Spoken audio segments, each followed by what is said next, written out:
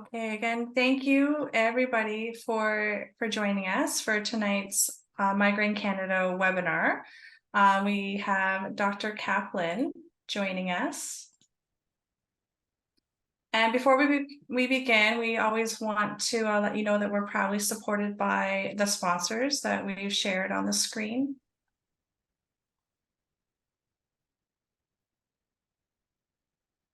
And today's agenda is first I'm going to do a bit of a Migraine Canada introduction. I'm then going to introduce our speaker, Dr. Alan Kaplan. Dr. Kaplan will have his presentation on sleep, insomnia, and migraine. And at the end, we'll do our question and answer. Migraine Canada, who we are a federally registered charity supporting all Canadians living with migraine and other headache disorders. Our mission is to improve the lives of Canadians with migraine and other headache disorders through advocacy, awareness, education, research, and support. Please watch out for the remaining of our 2023 webinar series, including our November webinars on vestibular migraine and then psilocybin. You can join our growing community at migraine-canada.org/join. Our advocacy page has great self-advocacy tools, including form letter templates. You can find that at migraine-canada.org/advocacy, and check out our library as well for our resources. Before we begin, we always provide the following disclaimer. This webinar provides information and not medical advice. Please note that the information presented and discussed might not apply to your own medical situation, and always discuss medical treatments with your own healthcare provider who knows your medical history.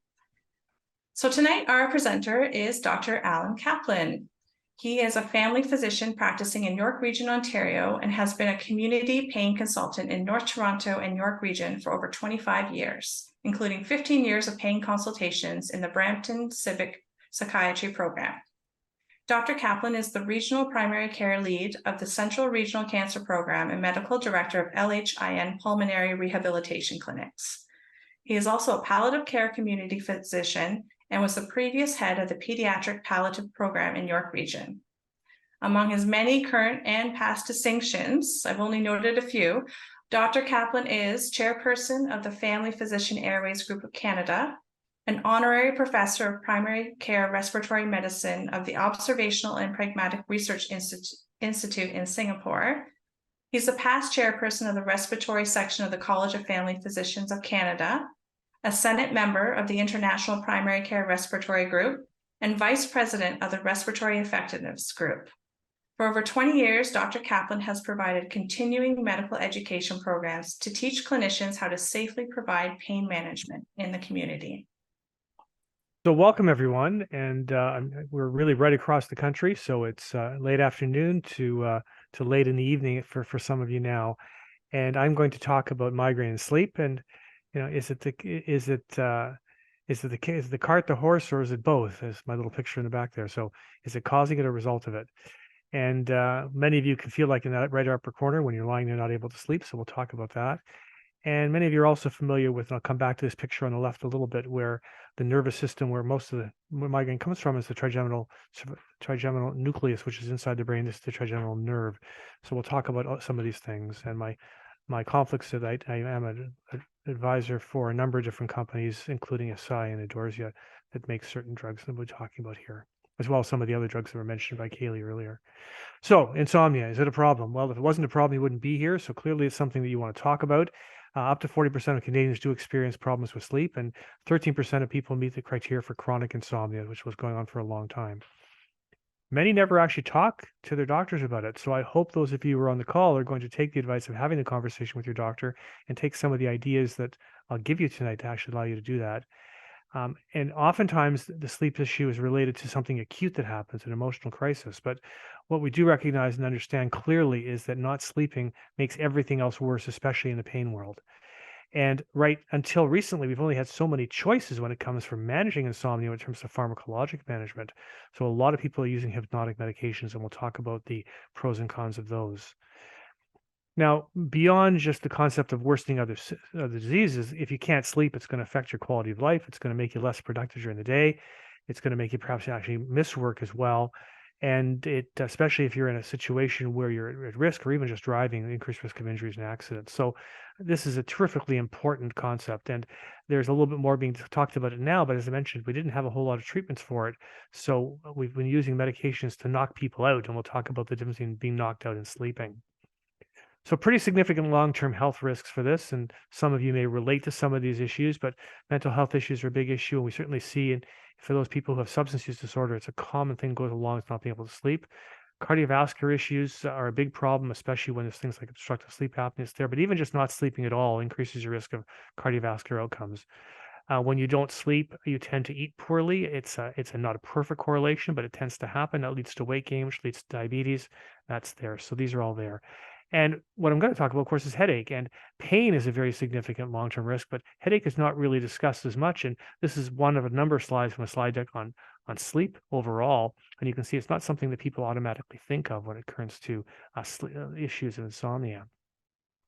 Now, there's some risk factors overall for insomnia, which include the being female, where the risk is about 40% higher than in a male in terms of not sleeping.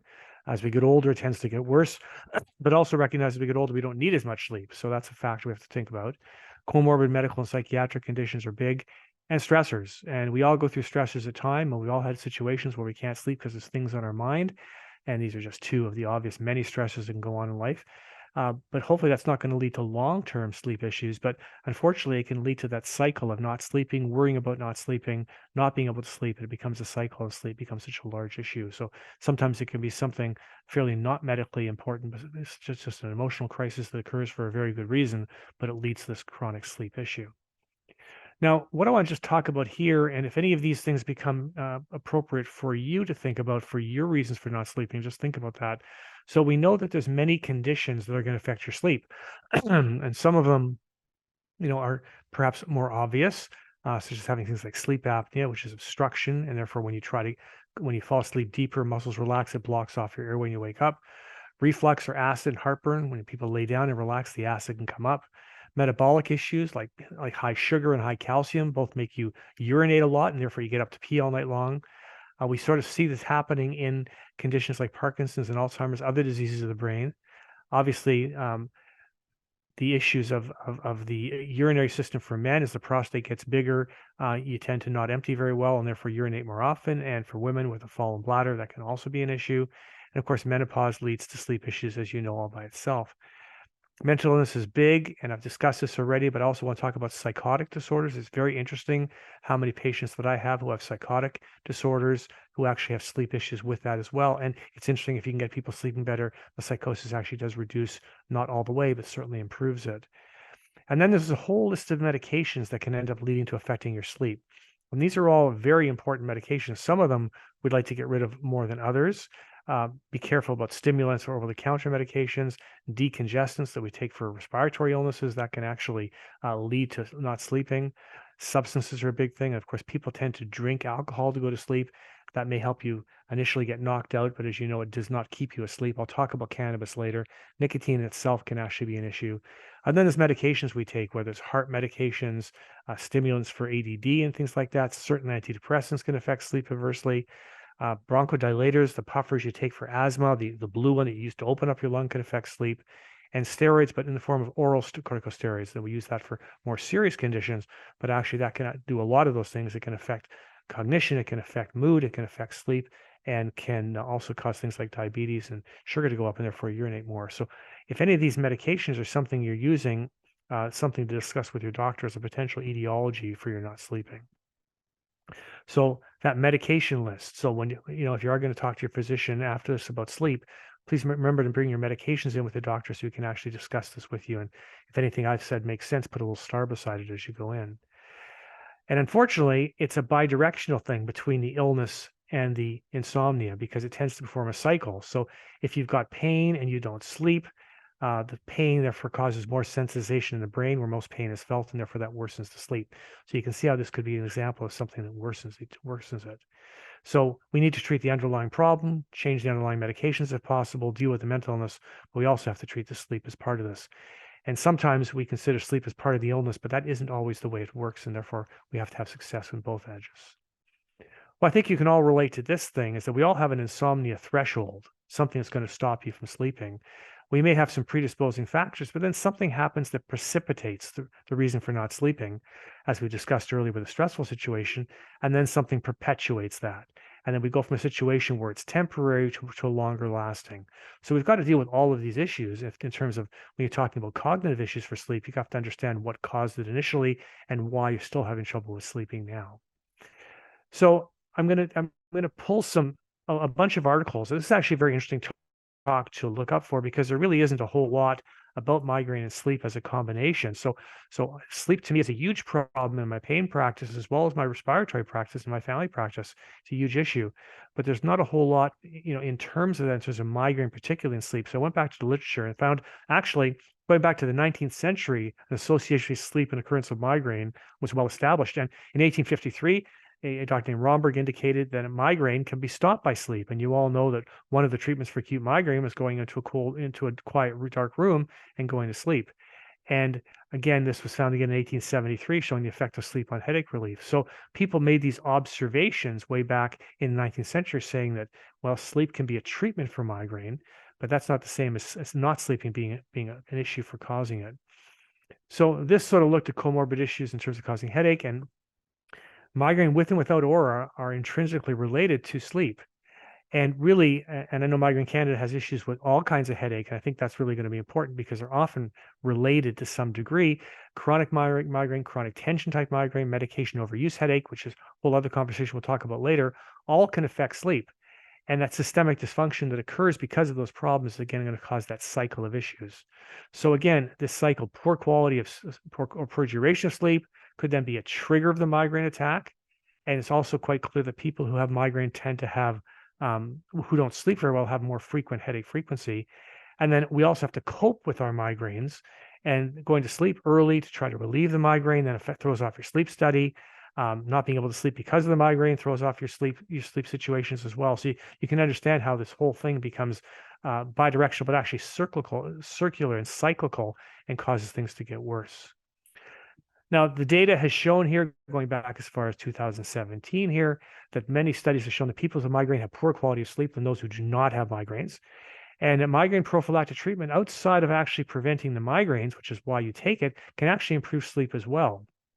And the converse is true, that migraine is more likely to suffer from poor sleep quality and therefore have fatigue, and that fatigue can actually be a trigger in itself for the migraine. So I'm just showing you how many different ways we end up with the same ending. In addition, in terms of frequency of the migraine, so people who have more frequent migraine tend to have poor sleep and therefore worsen the migraine for both with and without aura. So again, I'll talk about pharmacologic therapy and some non-pharmacologic therapy, but I just want to keep mentioning the basics, that things we ingest, be it alcohol, which I've mentioned, caffeine, which affects sleep, smoking, all of which affects sleep, are all going to affect the migraine as well. They're also all potentially triggers for many people. So you look at that, we have something that's a trigger, something that can affect sleep, all leading to migraine. So the first step is understanding those things that trigger you or can affect your sleep and stopping them. And I can't tell you how often coffee is, or caffeine is, a common issue for this. I've talked about alcohol already and cigarettes already, but caffeine's a huge, huge issue. And if you've got a problem with sleep, then you should certainly not have any caffeine after dinner time. And some people are so sensitive that you have to even stop it during the day. If you're going to stop caffeine, make sure you don't stop it acutely. You got to cut the caffeine down slowly. You're going to get migraine, or you're going to get headaches, not migraine necessarily, from withdrawal of the caffeine. So you want to make sure that isn't a trigger for you. So you have to cut the caffeine down slowly.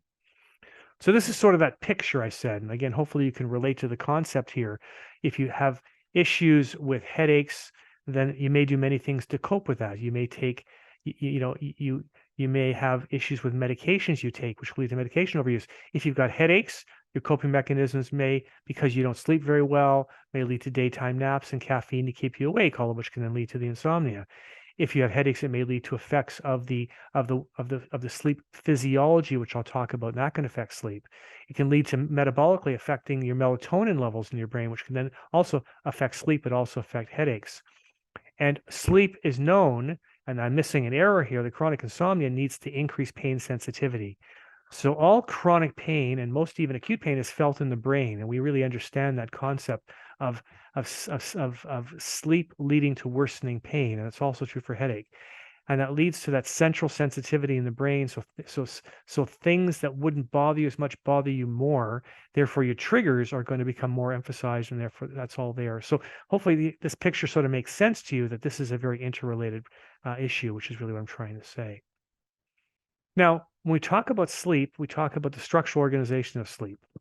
There's basically two types of sleep: non-REM sleep and REM sleep. The rapid eye movement sleep, where if you watch someone sleep, you can see their eyes moving while they're sleeping, and the non-REM sleep, which is the preparatory stages. The REM sleep is really what we want to have more and more of if possible.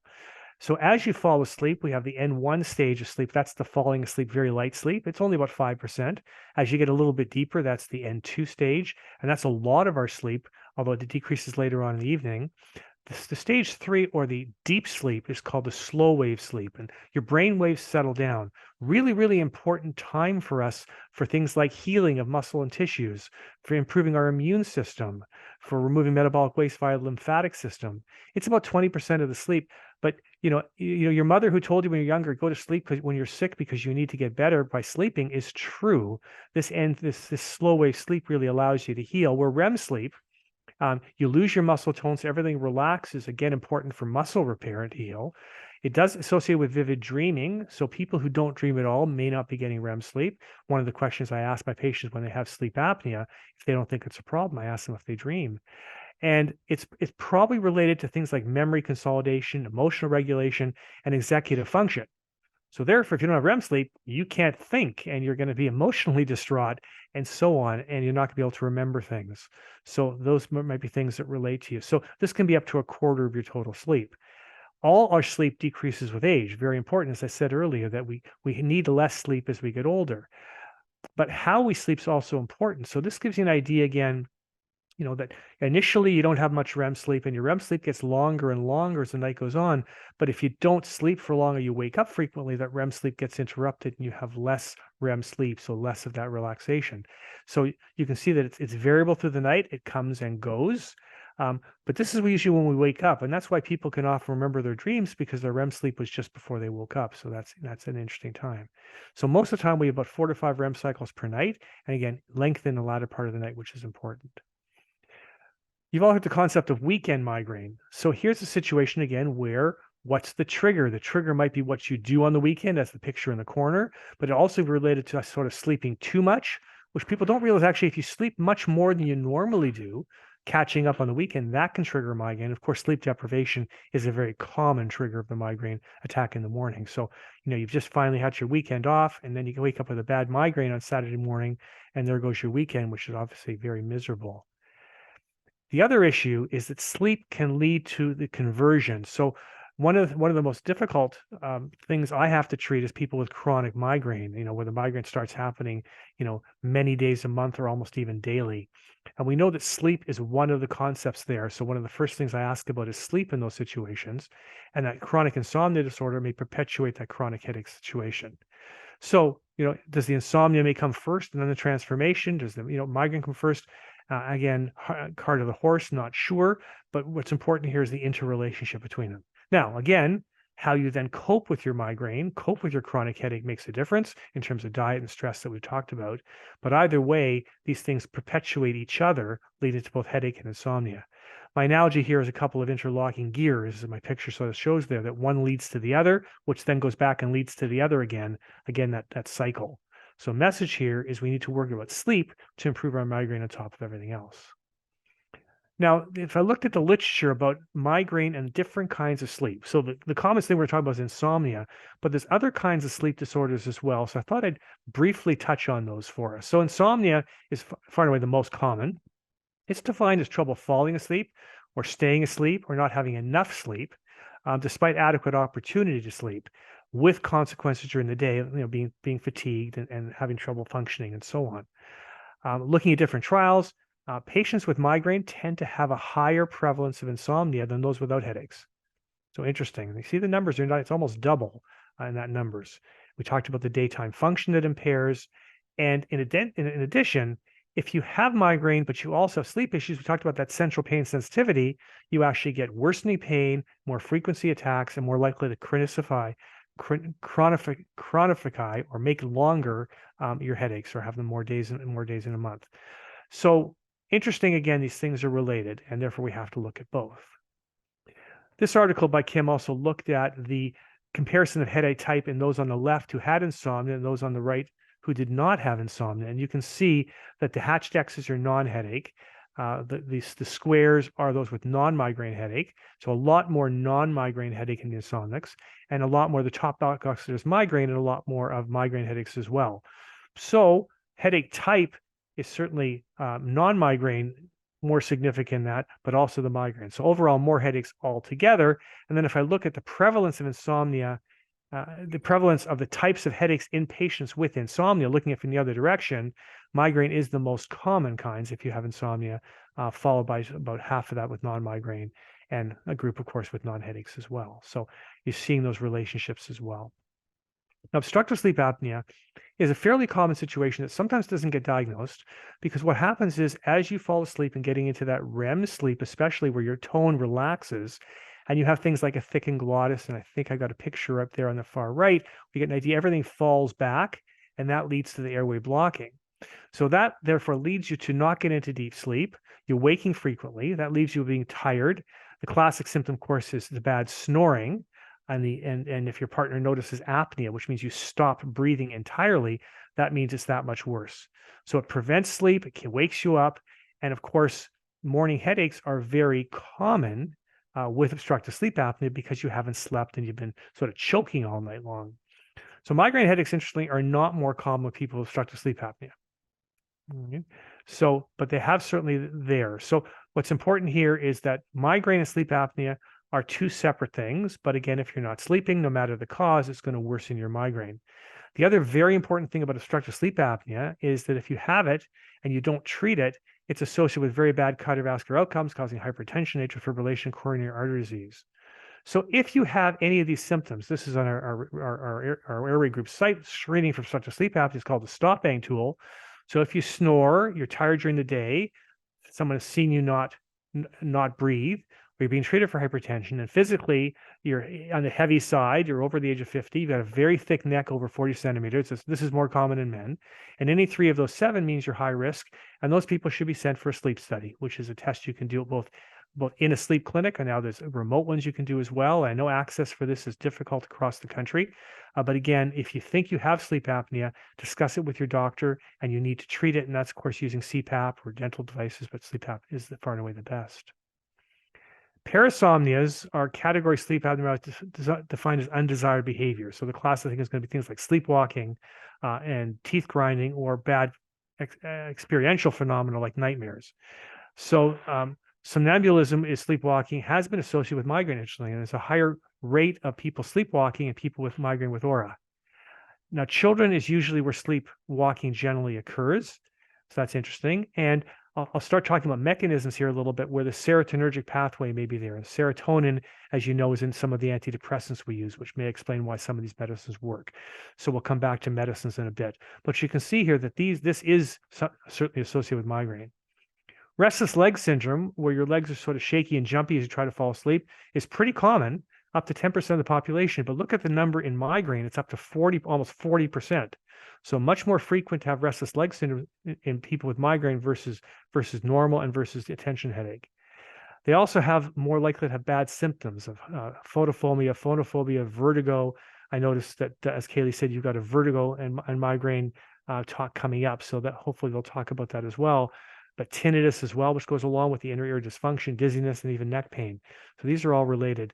Now, in Parkinson's disease, migraines is associated with sleep disturbance overall before you develop it. Once you develop Parkinson's and the diagnosis has been made, headache and migraine severity actually goes down.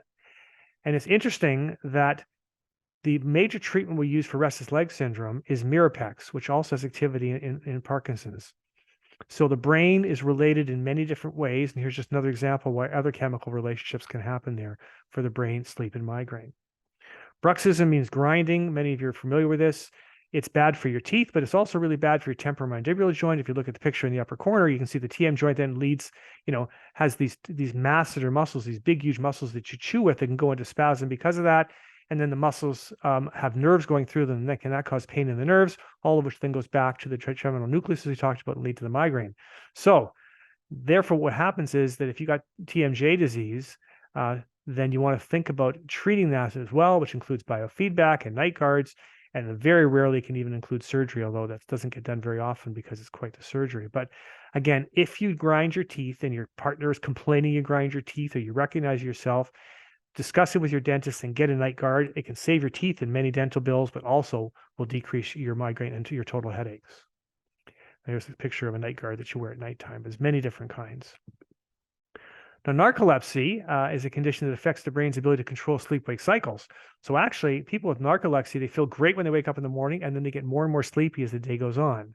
So narcolepsy and migraine may coexist, but it's not clear.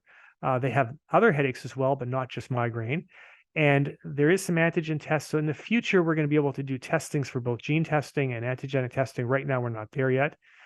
I want to introduce the orexinergic system, which is something that's a little bit newer, and we'll talk about that. But it has a relationship in narcolepsy and migraine. And these two neuropeptides, orexin A and B, are synthesized in the hypothalamus, and they're involved in things that we found interesting: wakefulness, automatic regulation, hormone secretion. They have different receptors that have different levels at periods of wakeness. And basically, orexin makes you more awake. They strengthen the neural networks of the hypothalamus to stimulate wakefulness, and also change the cycles of sleep. And if you have a dysfunction in this system and your hypothalamus, then it may be related to narcolepsy. So if you don't have enough orexin, you're less awake. So this is the opposite, of course, of insomnia, where you can't fall asleep. But it's got effects in different parts of sleep as well. So we've been trying to figure out why for a long time in the medical community, and we've been trying to look at different biochemical mediators, some of which I've mentioned, that involve both migraine and sleep. So what is the relationship between these things? And of course, a lot of medications that you've heard of work on these classes. And again, coming back to the concept of that central sensitivity that occurs and the different pain thresholds. So normally, when you have a pain issue, the pain, as you can see on the right here, comes from wherever it comes, go through the dorsal horn of the spinal cord, then goes up to the brain, where the brain then deals with it and doesn't think about it, deals with it, and sends inhibitory pathways down. So the example is if you stub your toe. You stub your toe, all you know, first of all, is that you've got this blinding pain. That's that first mention, because it's a warning system. And then you realize it's your toe that hurts. It's because that's the first descending function. And then you realize, okay, it's my toe. It's not that bad. It's still attached. And that's the second inhibitory pathway.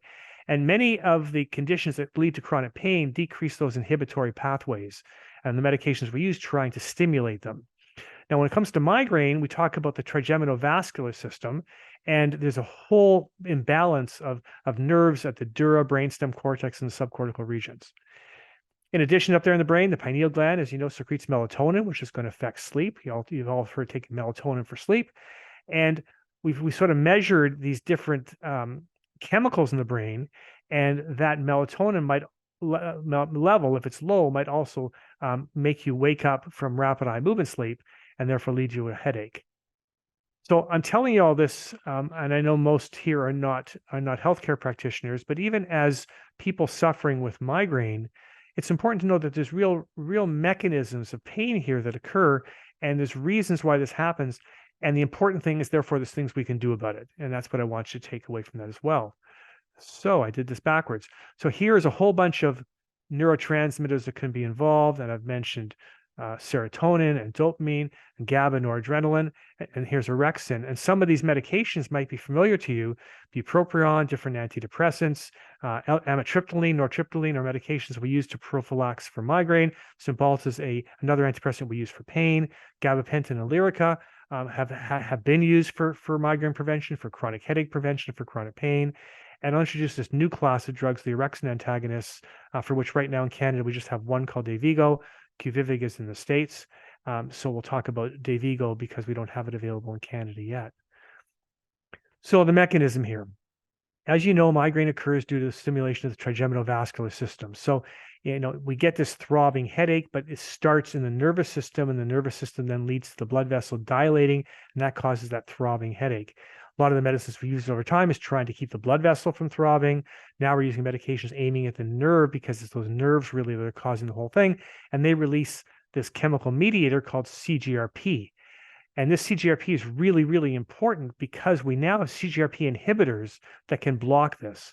And these are injections that have anywhere from once a month to every 3 months. There's now actually a pill form of this as well. And these medications are amazing when it comes to migraine prevention, but they're crazy expensive, as all biologics are, but they work well.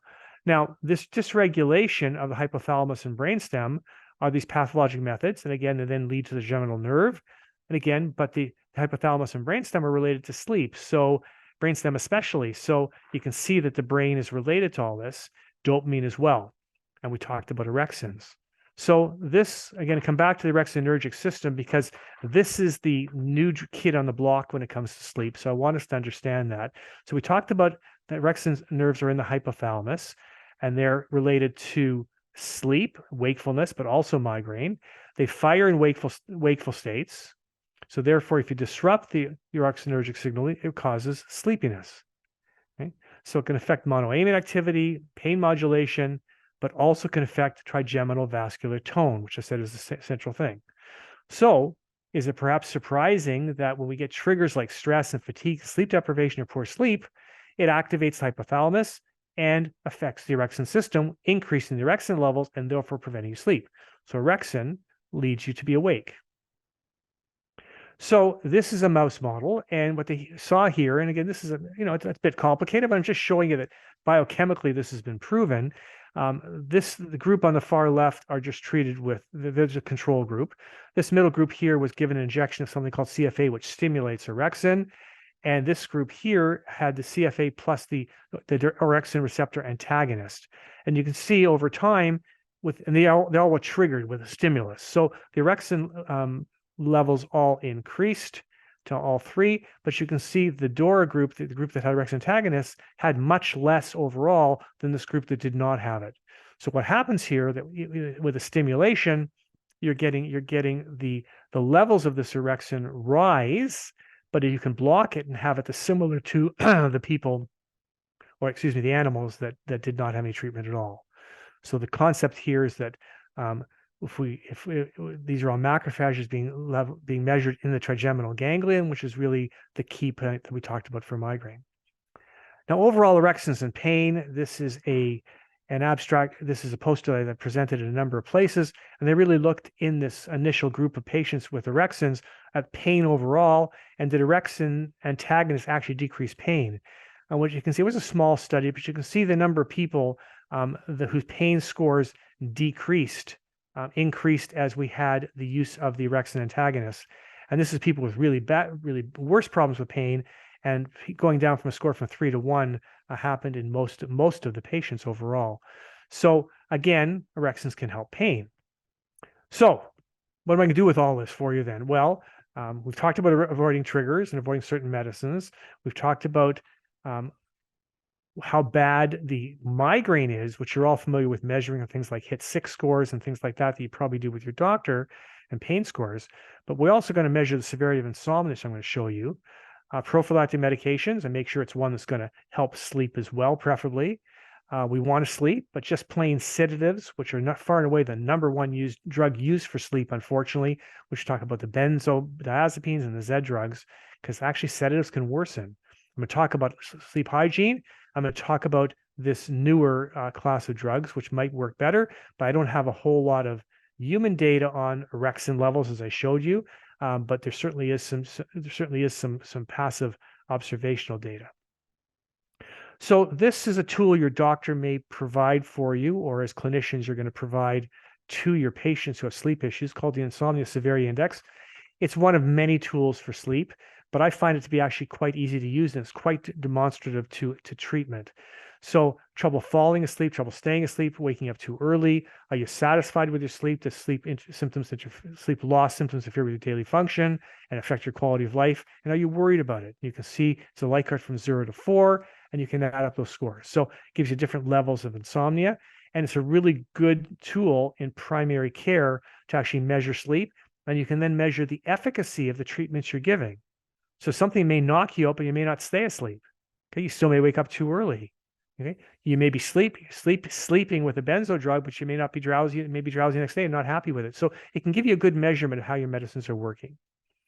Now, we talked a little bit about some of the medications that can worsen sleep, and I've talked about those already in terms of metabolic issues with it. But I want to point out that also we can get rebound headaches. Now, rebound headache means that your body recognizes these chemicals you've been taking on a regular basis, and therefore you have a bit of withdrawal from them. And part of the withdrawal is not sleeping. And these can be some of the most difficult headaches to treat. And any of you that suffer with that will understand that. So if you use a painkiller every day, aspirin, ibuprofen, naproxen, these are anti-inflammatories, acetaminophen, certainly drugs with narcotics, that can then lead, because of the fall in the level of it, for you to wake up and have sleep issues. Even triptans, which we rely on for acute migraine treatment, you shouldn't use too many in a month. And I try to keep it to no more than 3 a day and no more than 12 a month. And even 12 is, for me, is too high. Caffeine medications, well, Tylenol with codeine has caffeine. Tylenol number 1, or even just some of the plain Tylenols have caffeine. And what the makers did years ago is they recognized that codeine made people sleepy, so they put the caffeine in with the codeine and the Tylenol, so they wouldn't get drowsy from the medication. But caffeine's bad for your sleep, so don't do that. When it comes to treatment, I'll talk about non-pharmacologic first. Some of you have had the ability to go to cognitive behavioral therapy for insomnia, different techniques involving sleep restriction, relaxation training, and education. It can be online, it can be in person, it can be self-guided. It's tremendous if you can get it, but there's unfortunately a paucity of places in Canada where you can get it. Now, you can use pharmacologic treatment along with it. If you can get CBTI, please do this. It may be enough without medications.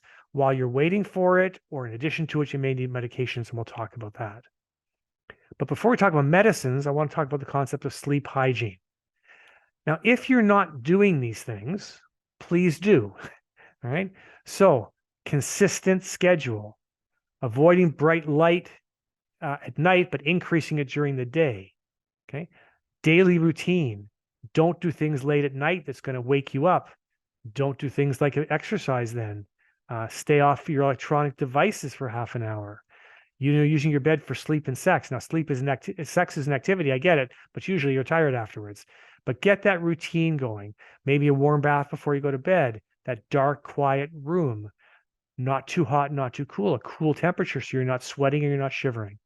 Avoid napping during the day. Avoid caffeine, nicotine, or stimulants. Avoid alcohol at bedtime. Avoid bright light at night. Avoid exercising late at night. Avoid a heavy meal before you go to bed. Right? And what about the clock? Now, anyone who's ever had trouble with sleep has a clock beside their bed, and they wake up and look at what time it is, and they get worried about the fact they're not sleeping, and that leads to a cycle in itself. The best thing really is to get rid of that clock, and I know it's really, really hard to do, but try to get rid of that clock. And stay away from a lot of fluid at night, because what goes in has to go out. So if you're going to drink a lot, you're going to have to get up and pass it out. John Crosby is a retired family doctor from Cambridge, and he does a bunch of blogs. So I really like this because it reinforces this. This goes out to physicians as part of the medical post. So here's like this, and it reinforces this, right? So no caffeine ever. And I like the fact he highlighted Red Bull, cola, chocolate, also Mountain Dew has a caffeinated version. Cool room, maybe some white noise like a fan that can work. Earplugs may work if your partner wakes you up. Again, no napping, go for a walk instead. Get a good bed, get a good mattress. You spend a third of your life in your bed, so that's relevant. Go to bed the same time every night. Now, what happens, and this has happened to all of you, you've woken up in the middle of the night and you've thought about something you really have to do tomorrow. And then you sit there and think about it, and you try to say, well, I'm going to have to remember this tomorrow. Well, first of all, you're good chance you're going to forget. So do what I do if you like. I have my phone by my bed. It's also my alarm. So I actually take my phone out and I send myself an email. Okay? If you don't have a phone, get a piece of paper and a pencil and write down the note, and you can get it in the morning. It's amazing. Once you stop thinking about what you have to do tomorrow, you can turn it off. Okay. If you can't sleep for a period of time, okay, this is part of CBTI. Don't just lie there. Go do something else. Read a book, but make sure it's a boring book. Drink some more milk, but not too much. Have that bath, but don't fall asleep in the bathtub. You get it. Our alarm clock we talked about screens.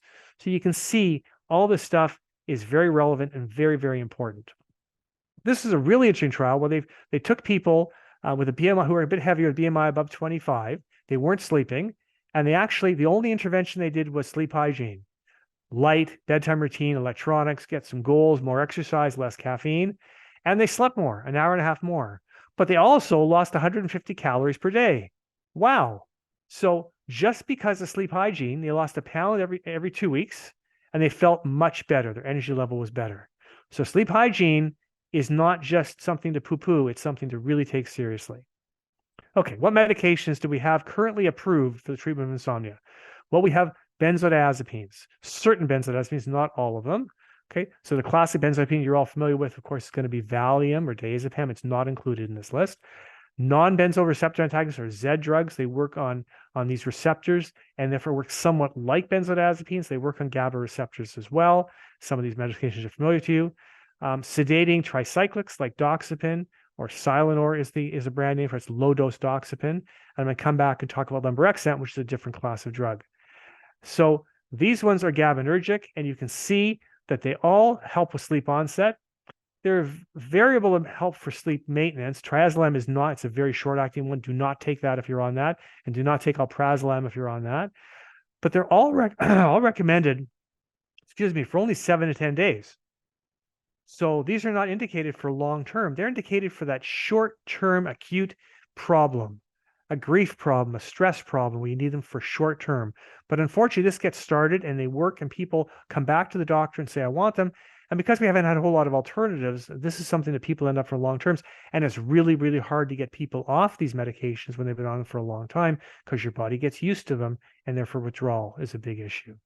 So again, if you're looking at the side effects of benzos and Z drugs, you can see the sedation, but memory deficits, motor deficits, tolerance, which we talked about, the rebound insomnia, some complex sleep behaviors, which fortunately is not very common. The tricyclics can lead to anticholinergic effects like dry mouth. They can lead to weight gain, right? And orexin antagonists can lead to some sedation. We'll talk about that. But you can see the fairly significant things. And if any of you have taken these medications, you're familiar with these side effects. So when it comes to off-label drugs, because many of the drugs are used off-label for insomnia. So I talked about first about the ones that actually have an approval. So the other benzodiazepines, again, same side effects. Mirtazapine or Remeron is an antidepressant that's very sedating. So it's actually very effective to knock people out at night, but it causes daytime sedation and dizziness and a lot of weight gain. Trazodone is a very common drug used for this. Deserel is the other name for it. Again, anticholinergic effects, so dry mouth, orthostatic hypotension, as can amitriptyline, nortriptyline, which gets used a lot. Used a lot also because it's also migraine prophylactic drugs. The atypical antipsychotics are being used more and more. Seroquel or quetiapine is quite a sedating one, so it knocks people out, but again, leads to daytime sedation and leads to a lot of weight gain, so be careful of that.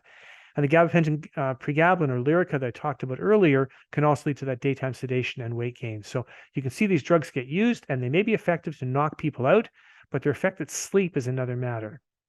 Now, I get asked about cannabis a lot. And cannabis certainly has some evidence for sleep, but especially in people who have other psychiatric conditions, mostly post-traumatic stress disorder. That's where most of the data is, and a little bit in chronic pain, and quite a bit actually for spasticity and multiple sclerosis. It makes you sleepy by suppressing arousal and increasing that sleep-promoting adenosine, which is one of those chemicals that I forgot to highlight earlier. You should never inhale this stuff. Putting that stuff into your lungs is bad for your lungs. Remember, I have a respiratory hat as well, as Kaylee talked about. Please don't use it this way. If you're going to use it as oils. And the amount of THC is important. So a little bit of THC can help for sleep, but a lot worsens sleep, right? It causes a whole bunch of other things as well. So again, if you're going to use it, not very much of it for it to affect if you're going to buy it off, on your local corner. There's not much evidence for medical cannabis in migraine. It may reduce monthly migraine headaches. And there is some show that it actually can abort migraines in 11.6% of users. So that's 1 out of 8 or 9. So it's not really a great number. But if you've used it successfully, fine. I would tend to use CBD rather than THC for a border treatment. The THC is going to make you sedated and hungry. So you all know the negative effects, and this came right off the Government of Canada site. Confusion, so I'm not making it up. Confusion, sleepiness, trouble to remember, concentrate, pay attention, react quickly, and to learn, especially in those who are young. It can lead to anxiety, fear, and actually frank psychosis. In one of my jobs working in a psychiatry unit, we would admit someone every day with the effects of cannabis causing psychosis. Again, addiction, memory, concentration, IQ, and there's pretty good evidence that childhood use of THC actually affects long-term intelligence and ability to do that. So again, I'm not sure how old anyone is on probably not so young, but if you're using cannabis and your brain isn't full grown, you're doing yourself harm, you're doing your brain harm, and you're not going to gain that back as you get older. So please don't do that. So I want to then move on to a real change in paradigm of sleep treatment. And this insomnia is no longer disease of not falling asleep, but because of you're too awake. So we've talked about the orexin signaling that causes you to be too awake. And orexin antagonists will therefore dampen that excessive wakefulness. So that's the new treatment paradigm that we're talking about. So the concept here is normally when you sleep, your sleep switch is on and your wake switch is off. But during the day, it's the opposite. Your sleep switch is off, and your wake switch is going to be on. If you have insomnia, then your wake switch is still on even at nighttime. So what we want to try to do is we want to keep your sleep switch on and your wake switch off. When you take something that's sedative, then while your sleep switch is still on, your wake switch is on, but now you're also having some sedation during the day and your sleep switch is partly on during the day. That's no good. So the orexin antagonists, what they do is during the day, your sleep switch is off and your wake switch is on, and that reverses at night where your sleep switch is on and now your wake switch is now turned off with this drug. So that's the concept of how this drug works. And I'm spending some time on this because I was particularly asked to talk about new treatments for sleep because I understand you guys are concerned about what you have, and rightfully so overall. So a very little bit about data. There's a couple of studies. One's a 1-month trial. One's a 6-month trial with a 6-month extension, looking at different doses of lemborexant, which is the name for Dayvigo. The first one compared to Zolpidem, one of the Z drugs. So again, looking at this, if you're looking at the Sunrise 1, the 1-month trial, and you compare the 2 different doses of the Dayvigo or lemborexant, you certainly had improvement in sleep onset that lasted the 30 days. And if I go to 6 month, same thing, significant improvement in how long it takes you to fall asleep compared to placebo. But in this arm, it's comparing it to the Z drug as well. So it's better than that. Sorry, the green line here is the Zolpidem, the Z drug. So both doses of the lemborexant were better than the Z drug. So less than 25 minutes for most, which seems like a very long time, but if you're chronic insomnia, you'd be happy with that. Now, this improvement in sleep onset was sustained across the extension period as well. So one of the interesting things about this drug, and I talked about the 7 to 10 days indication for Z drugs and many of these other drugs, if they have an indication at all, this drug works and keeps on working for the full year, which is the extent of this trial. So there's no evidence of tolerance or dependence occurring with this drug. And again, both drugs were effective. Now, in terms of wake after sleep onset, again, we're seeing placebo here, the 2 doses of the lemborexant. You can see that how long it takes you to fall asleep, how long it takes you to stay asleep, and therefore how long it takes you to then wake up after fall asleep is much improved with lemborexant. Again, persists over the year. So total sleep time, the same kind of picture. Okay, both improved compared to the Z drug, certainly compared to placebo. And if you look at it for the course of the 6 months, it gets better and it continues to improve over the course of that time for the total sleep time. Really important for that. Now, side effects are what all of us are concerned about medications. So they did some really interesting things. They sort of measured your posture and your stability both during the day and in the middle of the night. And they put you on this complicated machine, and they had 4 treatments, Z drug, placebo, and the 2 doses of lemborexant. And they found that in the middle of the night, there was some swaying. So while this drug is very active, there's going to be a swaying. Still not as much as a Z drug, but it's there. But by morning, because this drug is pretty well gone by sort of 8 hours in the morning, then you're okay in the morning. Similarly, they did driving tests. And they did driving tests, and this is so interesting. 9 hours after the dose, you did a 100-kilometer drive after day 2 and day 9 of the medication, and they compared the amount of difference in terms of how much you swayed around the road. Now, some of you may sway anyhow, but ideally you'd like to be able to stick in your lane, right? Otherwise, it's pretty dangerous. So what you can see here is the amount of sway that occurred day 2 to day 9. First of all, really wasn't very different. And you can see it was very different in the Z drug versus the lemborexant. Scary, lemborexant didn't impair driving performance, and no drivers had to stop. But 3 people in the zopiclone drugs, this is a different Z drug than before, had to actually pull over because they felt drowsy. They didn't feel safe to drive. So if you're using that for sleep chronically, that's a little scary that you're driving. Now, dreams. Remember, lemborexant, well, I'll show you, actually improves stages 3 and REM sleep. Stage 3 is healing, REM is dreaming.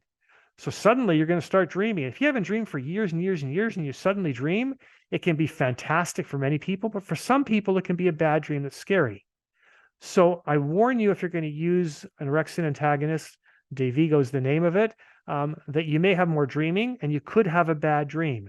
And that can be quite scary. And what I do with that, it depends on how bad that dream is. Sometimes I tell them to take a little break for a few days, but in virtually all my patients, they've had a bad dream and it's never recurred as a problem. So once you sort of have that dream after a long time of having dreams, it may be an issue. It's not very common problem, that kind of a bad dream. So overall, for this new drug, take it just before you go to bed. Ensure you have 7 hours until you wake up. Very important. You don't take it if you're going to be up in 4 hours, you have to catch an early flight. You'll miss your flight. Don't mix it with anything else. Don't mix it with alcohol. Don't mix it with over-the-counter sleeping aids. You're less likely to have next morning effects, but some sedation is still possible. It usually gets better with time. And you've got to give it at least a couple-week trial at the 5 milligram before you can increase to the maximum dose of 10. So that's the dosing. Health Canada, up to 10 milligrams, 7 hours before you plan to wake up in the morning. If you're already taking a sleep medication, especially a Z drug, you can't just stop a sedating medication and start the Dayvigo because you're going to have withdrawal of the other medication. So again, if you're on those, you can advise your doctor. There's a website called SwitchRx where you can put the different medications you're on here. I put zopiclone, lemborexant, and tells you what to do to cross taper your drugs over the course of the next few weeks. And that way you're slowly reducing one and getting rid of the withdrawal that occurs while you increase the lemborexant as you have to. There's an example for a Z drug. Here's trazodone, the tricyclic, very common to use again, weighting down one as you increase the other. All right, so SwitchRx is the name of that site. So sleep cycles, very important, right? What do the drugs do? So if you can see here, many of them are decreasing REM sleep. Many of them may decrease also the stage 3 sleep. The orexin antagonists, from the work that's being done, show it's either keeps stable or increases the stage 3 sleep, but definitely increases the REM sleep. So again, if you think about it from what sleep is supposed to do for your brain, turn it off and allow you to recharge, this is the drug for you. So I summarize, sleep and insomnia have a bi-directional relationship. Both are going to significantly affect quality of life.